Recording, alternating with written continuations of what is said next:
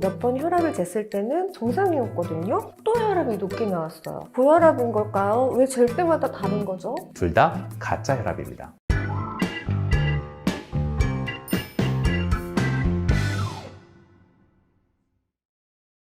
교수님, 제가 작년에 이제 건강검진을 받았어요. 혈압이 높게 나온 적이 있었는데 그 이후로도 몇 번 혈압을 쟀을 때는 또 혈압이 정상이었거든요. 그래서 괜찮은 줄 알았는데 며칠 전에 병원에 가서 혈압을 재보니까 또 혈압이 높게 나왔어요.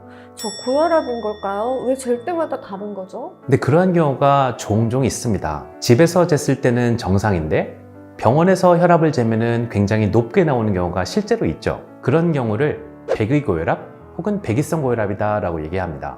즉, 의사의 흰 가운을 보고 긴장을 해서 일시적으로 혈압이 상승하는 것을 말하죠. 또 그 반대의 경우도 있습니다. 오히려 평소에는 혈압이 높은데 병원에서 잴 때는 정상인 경우죠. 이러한 경우 감염 뒤에 숨겨진 혈압이라고 해서 감염고혈압이다 라고 얘기를 합니다. 둘 다 가짜 혈압입니다. 와, 가짜 혈압이요? 혈압이 가짜가 있을 수도 있군요. 네, 그런 가짜 고혈압으로 인해 고혈압이 아닌데도 고혈압으로 진단될 수도 있고, 반대로 고혈압인데 발견되지 않아 치료를 제때 못하는 상황이 생길 수도 있습니다. 즉, 고혈압을 제대로 진단하고 치료하기 위해서는 나의 진짜 혈압을 찾는 것이 중요합니다. 네, 교수님, 혈압이 진짜랑 가짜가 있다는 게 저는 너무 신기합니다. 그럼 교수님, 진짜 혈압은 어떻게 찾는 건가요?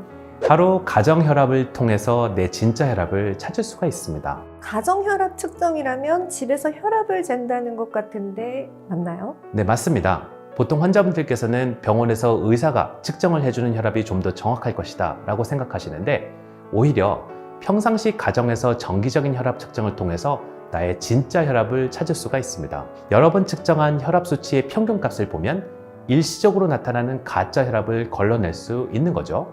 또한 이미 고혈압 치료를 받고 계신 분들도 평상시 가정 혈압 측정을 통해 치료가 잘 되고 있는지 확인할 수 있는 장점도 있습니다. 네, 그렇겠네요. 자, 그럼 가정 혈압 측정은 어떻게 하는 건가요? 가정 혈압을 정확하게 측정하기 위해서는 우선 올바른 자세가 중요합니다. 편안히 앉아서 등을 등받이에 기대고 다리는 꼬지 않아야 됩니다.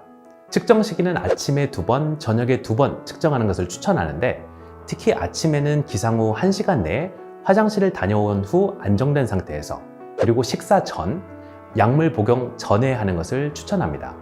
또한 저녁에는 소변을 본 후 잠자리에 들기 전에 편안한 상태에서 측정하는 것을 권장합니다. 네, 혈압을 혼자 처음 재보시는 분들도 계실 텐데요. 혹시 작동법은 어렵지 않나요? 전혀 어렵지 않습니다. 제가 설명해 드릴 테니 직접 해보실래요? 자, 그럼 이제 혈압계에 대해서 좀 한번 알아볼까요? 이 기기가 바로 가정에서 혈압을 측정할 수 있는 가정혈압 측정기인데요. 먼저 혈압을 측정하기 위해 팔에 두르는 것을 커프라고 합니다. 커프를 최대한 맨살에 닿을 수 있도록 해주시는 것이 좋습니다. 또한 혈압은 오른팔에서, 그리고 등받이가 있는 의자에 편안히 앉아 측정하는 것이 좋습니다. 이때 커프를 두르는 위치는 심장하고 같은 높이에 올 수 있도록 해주시고요. 그리고 팔은 손바닥이 위를 향하게 자연스럽게 바닥에 두면 팔의 긴장이 풀어집니다. 이제 측정을 한번 해볼까요?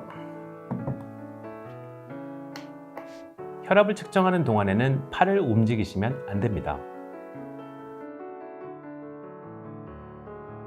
전혀 어렵지 않죠? 네, 교수님, 막상 해보니까요. 정말 쉽습니다. 저도 이제 집에서 틈틈이 재봐야겠네요. 네, 고혈압이 없으신 분들도 평소에 나의 진짜 혈압을 알고 있으면 악화되기 전에 미리 예방이 가능하고요. 고혈압으로 치료를 받고 계신 분들도 치료가 잘 되고 있는지 실시간으로 확인할 수 있기 때문에 가정 혈압을 측정하는 것이 고혈압 치료의 첫걸음이라고 할 수 있겠습니다.